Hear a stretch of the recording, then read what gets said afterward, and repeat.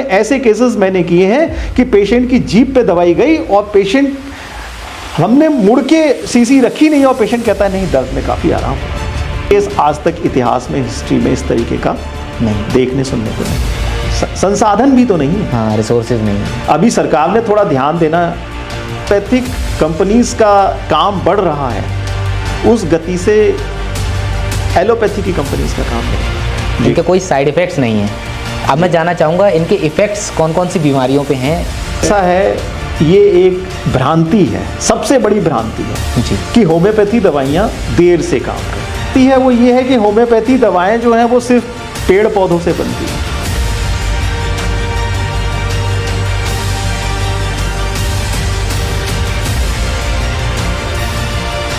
आप सभी लोगों का स्वागत है आज के इस एपिसोड में। आज हमारे साथ स्टूडियो में जो मेहमान मौजूद हैं वो उत्तर प्रदेश के प्रथम व्यक्ति हैं, प्रथम चिकित्सक हैं जिन्होंने होम्योपैथी के क्षेत्र में एमडी किया है। हमारे साथ में हैं डॉक्टर MP सिंह जी, जो एक वरिष्ठ चिकित्सक के रूप में उत्तर प्रदेश में तैनात हैं। डॉक्टर MP सिंह जी भारत के कई राज्यों में अपनी सेवाएं दे चुके हैं, वह अभी भी प्रदान कर रहे हैं। सर, आपका बहुत बहुत स्वागत है। Thank you. कैसे हैं आप? बढ़िया सर, आज हम बात करने वाले हैं होम्योपैथी के बारे में। जी। जैसा कि आप होम्योपैथी में एमडी भी कर चुके हैं और प्रथम व्यक्ति हैं आप उत्तर प्रदेश में 20 साल पहले। जी, 20 साल पहले। ओके। तो सर, सबसे पहला मेरा यही क्वेश्चन है आपसे कि होम्योपैथी क्या है और जो अन्य चिकित्सा प्रणाली हैं और तरीके की भी जो पैथीज़ हैं उनसे ये कैसे अलग है? जी, देखिए, होम्योपैथी एक चिकित्सा पद्धति है जी, जिसकी खोज doctor Christian Friedrich Samuel Hahnemann ने 1790 में ओके, की थी। ठीक है। डॉक्टर हैनीमैन स्वयं एक अव्वल दर्जे के यानी उच्च स्तर के चिकित्सक थे, यानी जैसे आप एलोपैथी डॉक्टर कह सकते हैं बिल्कुल, उस ज़माने में। ठीक है। उस ज़माने में जो चिकित्सा पद्धति पॉपुलर थी, जिस तरीके से चिकित्सा होती थी, तो वो उससे काफ़ी हताश हुए। उसके बाद उन्होंने क्या किया, चिकित्सा प्रैक्टिस जो अपनी थी, मेडिकल प्रैक्टिस छोड़ दी, ठीक है। पूरी तरीके से छोड़ के बैठ गए। और उसके बाद उन्हें कई भाषाओं का ज्ञान था, तो उन्होंने क्या किया, ट्रांसलेशन का काम शुरू कर दिया, मेडिकल बुक्स के ट्रांसलेशन का। ठीक है। तो उस दौरान उन्होंने कुछ ऐसा पढ़ा, उसके बाद ये जो है होम्योपैथी सिस्टम जो है इसकी खोज हुई उनके द्वारा। ओके। तो सर, क्या ये जर्मनी का है? हाँ, डॉक्टर हैनीमैन ने जर्मनी के थे और इसकी खोज जो है जर्मनी से ही आरंभ हुई थी और जर्मनी से ही ये सिस्टम जो है हुआ है आरंभ। ओके सर, अब मैं ये जानना चाहता हूँ, जैसे कि आपने बताया कि होम्योपैथी जो है वो जर्मनी में जिसका इजाद हुआ। सर, अब मैं ये जानना चाहता हूँ कि होम्योपैथी की जो दवाएं हैं वो कैसे बनाई जाती हैं और किस तरीके से वो काम करती हैं? होम्योपैथी की दवाएं बहुत सारी चीज़ों से बनती हैं, जिसमें हम पौधों को ले सकते हैं, यानी हर्बल वर्ल्ड हो सकता है जी। कुछ केमिकल का भी यूज़ किया जाता है, यानी सॉल्ट्स का यूज़ किया जाता है। ठीक है। कुछ एनिमल प्रोडक्ट्स का भी यूज़ किया जाता है। ओके। कुछ एनर्जी जो होती है, जैसे एक्सरे एनर्जी है, एक्सरे रेडिएशंस हैं, उसका भी इन दवाइयों के बनाने में इस्तेमाल किया जाता है, प्रयोग किया जाता है। ठीक है। लेकिन इसमें जो सपोज़ कीजिए हमने मिनरल्स लिए या केमिकल लिए, उसकी मात्रा इतनी कम होती है कि किसी भी तरीके का साइड इफ़ेक्ट्स, ये दवाएं जब हम लोग इनका उपयोग करते हैं, अपने मरीजों को देते हैं, तो साइड इफ़ेक्ट्स लगभग ना के बराबर होते हैं। ओके। नुकसान नहीं कर सकती हैं। आपने कभी नहीं सुना होगा इतिहास में, हिस्ट्री में, कि उस व्यक्ति को होम्योपैथी की दवा खा के रिएक्शन हो गया या होम्योपैथी की दवा खा के मर गया। एक भी केस आज तक इतिहास में, हिस्ट्री में इस तरीके का नहीं देखने सुनने को नहीं मिला, जिसकी होम्योपैथी दवा खा के जिसको बहुत बड़ा कोई नुकसान हो गया हो। बिल्कुल सर, जैसा कि आपने बताया कि ये दवाएं जो हैं डाइल्यूजन से बनाई जाती हैं, तो क्या ऐसा है कि इनके जो मिनरल्स हैं धीरे धीरे और भी घटते चले जाते हैं क्योंकि हम और भी डाइल्यूट करते हैं इस तरीके से कुछ? जी, इस हद तक घट जाते हैं कि साइंटिफिकली आप उसको पता नहीं कर सकते कि इसमें क्या है। ओके। मतलब ये नॉर्मल लिक्विड बन के रह गया? नॉर्मल लिक्विड बन के रह गया, लेकिन गया कहाँ ये भी तो नहीं बता सकते। नैनो टेक्नोलॉजी आजकल आई है, तो नैनो पार्टिकल्स मिलते हैं इनमें। तो इसलिए ऐसे ही तो बन के नहीं रह गया, दवाई तो उसमें है, लेकिन वो मॉलिक्यूलर लेवल पे पहुंच जाती है और उसकी पावर उतनी ही ज़्यादा बढ़ जाती है। ओके, तो सर जैसा कि अभी आपने बताया कि होम्योपैथी की जो दवाएं हैं इनके कोई साइड इफ़ेक्ट्स नहीं हैं। अब मैं जानना चाहूँगा इनके इफ़ेक्ट्स कौन कौन सी बीमारियों पे हैं? क्या ये सभी बीमारियों में कारगर है या फिर कुछ ही ऐसी बीमारी हैं जिनको ये क्योर कर पाती हैं? देखिए, होम्योपैथी मेडिसिन की ब्रांच है, ठीक है। तो जो भी बीमारियां अंदर से पैदा हुई हैं जी, उन सभी बीमारियों में होम्योपैथी काम करती है।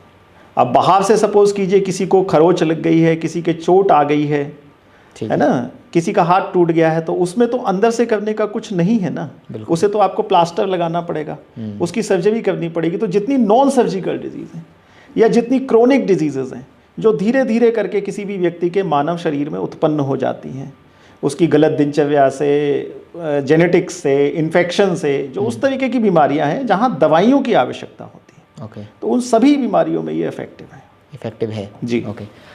सर अब मैं ये जानना चाहूँगा कि इफ़ेक्टिव तो है लेकिन इनको वर्क करने में कितना समय लग सकता है इन दवाइयों को? क्योंकि मैंने सुना है कि लोग यूज़ करते हैं तो हार भी मान जाते हैं कि हाँ ये हम पे कोई इफ़ेक्ट नहीं डाल रही हैं, अब हम इसको छोड़ रहे हैं, अब हम एलोपैथी पे स्विच करेंगे। देखिए, ऐसा है, ये एक भ्रांति है, सबसे बड़ी भ्रांति है जी, कि होम्योपैथी दवाइयाँ देर से काम करती हैं, जबकि ऐसा नहीं है। होम्योपैथी दवाइयाँ न्यूरो रिसेप्टर्स के थ्रू काम करती हैं, हमारे शरीर के वाइटल फोर्स पे काम करती हैं, हमारी जो प्रतिरोधक क्षमता है उसको बढ़ाती हैं और ये बहुत शीघ्रता के साथ काम करती हैं। अब ये भ्रांति उत्पन्न क्यों हुई? हाँ बिल्कुल। ये भ्रांति उत्पन्न इसलिए हुई कि आम तौर पे होम्योपैथिक चिकित्सा का सहारा जिन रोगों के लिए लिया जाता है वो ऐसे होते हैं जो लंबे समय तक चलने वाले होते हैं। ओके, किसी को एक दिन में सोराइसिस नहीं होता, किसी को एक दिन में पथरी नहीं बन जाती, बिल्कुल, किसी को एक दिन में डिप्रेशन नहीं हो जाता, किसी के प्रोस्टेट का साइज एक दिन में नहीं बढ़ जाता। तो जब ये उन बीमारियों के लिए हम इसका यूज़ कर रहे हैं, इसका इस्तेमाल कर रहे हैं जो क्रोनिक हैं, जो लंबे अंतराल पे चलती हैं, लंबे समय तक चलती हैं, तो उसमें उनको ठीक करने के लिए थोड़ा समय चाहिए होगा। बिल्कुल। तो ये भ्रांति है। आप उन बीमारियों के लिए होम्योपैथी चिकित्सा पद्धति को प्रयोग करते हैं जो लंबे समय तक चलने वाली हैं, तो लंबा समय उन्हें सही करने में लगता है। एलोपैथी से कौन सा सोराइसिस 2 दिन में सही हो जाता है? एलोपैथी से कौन सा स्टोन 1 दिन में निकल जाता है? एलोपैथी चिकित्सा करने से क्या प्रोस्टेट 2 दिन में सही हो जाएगा? नहीं होता। तो आप होम्योपैथी डॉक्टर के पास जाते उन बीमारियों के लिए हैं जो क्रोनिक होती हैं, जो लंबे समय तक चलती हैं। अब ऐसा थोड़ा ही है कि एक वॉमिटिंग का केस आता है और हम उसे दवाई देते हैं और वो 2 दिन में सही होगा। जी नहीं, एक सिंगल खुराक देने के बाद कई बार ऐसे केसेस देखने को मिले हैं कि तुरंत लाभ होता है, तुरंत लाभ होता है। कई बार एक्यूट अपेंडिसाइटिस के पेन में ऐसे केसेस मैंने किए हैं कि पेशेंट की जीभ पे दवाई गई और पेशेंट, हमने मुड़ के सीसी रखी नहीं और पेशेंट कहता है नहीं, दर्द में काफ़ी आराम हो रहा है। ओके, तो मार्केट में मेरे ख्याल से होम्योपैथी को लेकर के काफ़ी ज़्यादा गलतफहमियां फैली हुई हैं। जी सर, कुछ गलतफहमियों पे चर्चा करें कि क्या क्या गलतफहमियां देखिए, आपको लगता है? सबसे बड़ी जो भ्रांति है, जो गलतफहमी है, वो तो यही है कि होम्योपैथी दवाएं देर से काम करती हैं। तो ऐसा नहीं है, जिसको मैं पहले ही क्लियर कर चुका हूँ। ठीक है। दूसरी जो भ्रांति है वो ये है कि होम्योपैथी दवाएं जो हैं वो सिर्फ पेड़ पौधों से बनती हैं, तो ऐसा भी नहीं है। हम डिफरेंट सोर्सेज से, वो भी हम बता चुके हैं, डिफरेंट सोर्सेज हैं, plant kingdom, animal kingdom, energy, minerals, सबसे हमारी ये होम्योपैथी दवाएं बनती हैं। तीसरी एक भ्रांति है कि होम्योपैथी वैज्ञानिक पद्धति नहीं है। ओके, लेकिन ऐसा नहीं है। होम्योपैथी वैज्ञानिक पद्धति है, होम्योपैथी साइंटिफिकली प्रूवन है, और अगर ये वैज्ञानिक पद्धति न होती तो आज बहुत सारे एलोपैथिक चिकित्सक अपनी एलोपैथिक प्रैक्टिस को छोड़ के होम्योपैथी की प्रैक्टिस करते हैं। शायद आप भी जरूर जानते होंगे। तो ऐसा क्यों करते हैं? और आज हम double control trial, single control blind trial हम लोग कर चुके हैं रोगियों के ऊपर, और ये पूरी तरीके से साबित हो चुका है कि होम्योपैथी दवाइयाँ कार्य करती हैं और वैज्ञानिक सिद्धांतों के आधार पर कार्य करती हैं। एक और भ्रांति है जो यदा कदा फैलाई जाती है कि होम्योपैथी प्लेसिबो थेरेपी की तरह काम करती है। लेकिन बिल्कुल ऐसा नहीं है। ये बात सिद्ध हो चुकी है कि होम्योपैथी सिंपल प्लेसिबो थेरेपी नहीं है, और ये बहुत उपयोगी है बहुत सारे जटिल रोगों की चिकित्सा में, बहुत सारे असाध्य रोगों की चिकित्सा में। सर अभी आपने जो एक वर्ड यूज़ किया प्लेसिबो थेरेपी, आप उसको थोड़ा सा एलेबोरेट करें। प्लेसिबो थेरेपी वो थेरेपी होती है जहां पर यह कहा जाता है कि ये मीठी गोलियां हैं, इसको बहलाने के लिए दिया जाता है और मरीज अपने आप सही होता है और नाम होम्योपैथी का हो जाता है। लेकिन अगर ऐसा होता तो मरीज जो है वो एक होम्योपैथिक चिकित्सक के पास सही नहीं होता और दूसरे के पास जाके सही हो जाता है। बिल्कुल। तो वहां तो होम्योपैथी चिकित्सक ने जो सही मेडिसिन दी उसकी वजह से मरीज सही हो रहा है ना। बिल्कुल। वो नहीं है कि अपने आप सही हो जाता है, बस दवाई सही सेलेक्ट करनी चाहिए। दवाई का सिलेक्शन जो है होम्योपैथी में बहुत इंपॉर्टेंट है। ओके सर, अब मैं ये पूछना चाह रहा हूँ आपसे कि अगर इतनी ही सही चीज़ है होम्योपैथी, इतनी सही पद्धति है, तो ये इतनी ज़्यादा अनपॉपुलर क्यों है? ये भी एक, देखिए, ये भी एक भ्रांति है कि ये अनपॉपुलर है, कि ये अनपॉपुलर है। आज की तारीख में हिंदुस्तान में 7 लाख होम्योपैथिक चिकित्सक हैं। ओके। अगर आप अपने प्रदेश की बात करें जी, तो यहाँ पर भी लगभग 1 लाख के आसपास होम्योपैथी चिकित्सक कार्यरत हैं। उत्तर प्रदेश में कार्य कर रहे हैं निजी और सरकारी क्षेत्रों में। आज की तारीख में लगभग 1585 राजकीय होम्योपैथिक चिकित्सालय उत्तर प्रदेश में हैं। और होम्योपैथी, अगर आप रिसर्च में जाएंगे तो होम्योपैथी जिस गति से डेवलप हो रही है, जिस गति से होम्योपैथिक कंपनीज का काम बढ़ रहा है, उस गति से एलोपैथी की कंपनीज का काम नहीं बढ़ रहा है। ओके सर, व्यापार के मामले में कौन आगे है? नहीं, व्यापार के मामले में कौन आगे है, ये प्रश्न थोड़ा सा गड़बड़ इसलिए हो जाता है कि संसाधन अगर बराबर हो तो बराबरी की जा सकती है। मतलब क्या है, उसका यूज़ कम हो रहा है इसीलिए हम मैन्युफैक्चर ज़्यादा नहीं कर रहे हैं उसको। संसाधन भी तो नहीं है। हाँ, रिसोर्सेज नहीं है। अभी सरकार ने थोड़ा ध्यान देना आरंभ किया है और आने वाले दिनों में शायद सबसे तेज गति से अगर कोई पैथी बढ़ेगी तो वो होम्योपैथी होगी, ये वक्त बताएगा। तो मतलब जो रिकॉग्निशन होम्योपैथी को मिलना चाहिए वो अभी नहीं मिल रहा है। अभी उस स्तर पे तो नहीं मिला जो होना चाहिए, लेकिन आशा है कि आने वाले 10 सालों में होम्योपैथी का गोल्डन पीरियड होगा। सर ऐसा कुछ आप हमारे चैनल के माध्यम से रिकमेंड करना चाहेंगे जो आमतौर पे चीज़ें हैं और आप उसको उपचार करने के लिए घर पे होम्योपैथी का यूज़ कर सकते हैं, ऐसा कुछ? नहीं, सबसे पहले तो मैं आपके चैनल से यही कहना चाहूँगा कि होम्योपैथी एक चिकित्सा पद्धति है, जटिल प्रकार की चिकित्सा पद्धति है।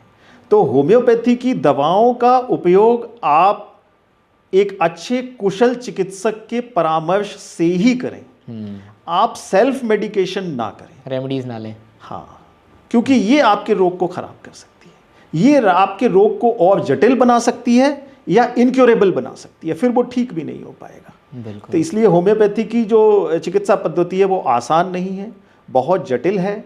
इसमें सबसे जटिलतम कार्य है रोगी की मेडिसिन्स को निकालना, क्योंकि ये आधारित होती है सिर्फ आपके सिम्टम्स के आधार पे हम दवाई नहीं देते। सिर्फ आपने बोला कि हमारा पेट खराब है तो हम उसकी दवाई दे देंगे, जी नहीं। हमारा जो दवाई का सिलेक्शन होता है वो आपके तन, आपके मन और आपके व्यवहार, इन तीनों चीज़ों को, और आपका कॉन्स्टिट्यूशन, आप दिखने में कैसे हैं, आपको जेनेटिक्स में क्या मिला है, आपका सिम्टम प्रेजेंटेशन क्या है, आपका मानसिक स्तर क्या है, आप परिस्थितियों में मेंटली किस तरीके से बिहेव करते हैं, किस तरीके से रिएक्ट करते हैं, आपको गुस्सा कैसा आता है, आपको नींद कैसी आती है, ये सारी चीज़ों को जब हम एक साथ मिलाते हैं तब जाके कहीं आपकी मेडिसिन सेलेक्ट होती है जो आपको जटिल से जटिल रोग से भी निजात दिला सकती है। तो इसलिए सेल्फ मेडिकेशन का तो प्रश्न ही नहीं होता। ओके,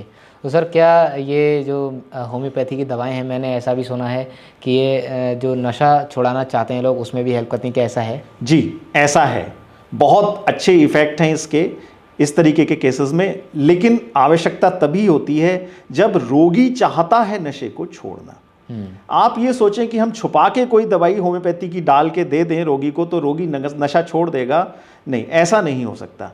रोगी को स्वयं भी तैयार होना पड़ेगा कि मुझे ये नशा छोड़ना है। उसके बाद नशा छोड़ने से जो समस्याएं उत्पन्न होती हैं उसमें होम्योपैथी चिकित्सा की जाती है। क्योंकि बॉडी भी उस तरीके के केमिकल्स रिलीज करती है जी, कि पॉजिटिव हैं या नेगेटिव जी, हैं। जी। तो सर हमारे चैनल के माध्यम से एक ऐसा मैसेज कि लोगों को क्यों स्विच करना चाहिए होम्योपैथी की ओर।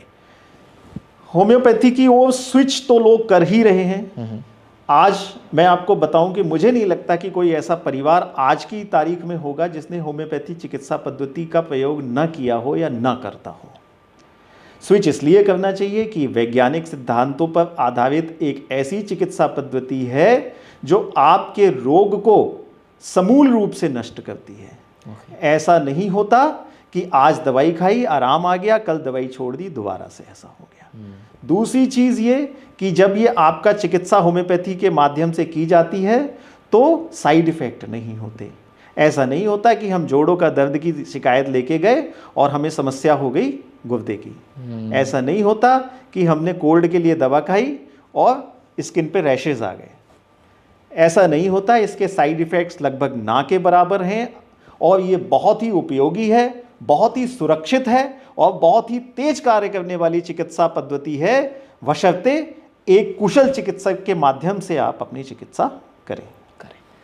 बिल्कुल सर, बहुत ही अच्छा आज आपके साथ रहा, डिस्कस किया हमने और आशा करेंगे कि हम इसको एक सीरीज़ के रूप में लें और आगे आपसे और भी हम होम्योपैथी के बारे में जानें और भी डिटेल में हम लोग डिस्कस करेंगे। सर कैसा रहा, आपको कैसा लगा आज का ये इंटरव्यू? ये अच्छा अनुभव रहा जी। बस, लेकिन इसमें एक कुछ चीज़ें हैं जो मैं ऐड करना चाहूँगा, अपने श्रोताओं को बताना चाहूँगा कि सबसे बहुत आवश्यक है पूरे विश्वास के साथ चिकित्सा करें, एक कुशल चिकित्सक के साथ रहें आप और अपनी लाइफ स्टाइल को संतुलन में रखें। होम्योपैथी जो करती है वो सबसे इम्पॉर्टेंट ये है कि आपकी लाइफ को जो चल रहा है, आपका शरीर, आपका मन, आपकी बॉडी, आपका माइंड और आपकी स्पिरिट जो है, इसके बैलेंस को मेंटेन करती है। तो ये लाइफ स्टाइल को मॉडिफाई करना बहुत आवश्यक है।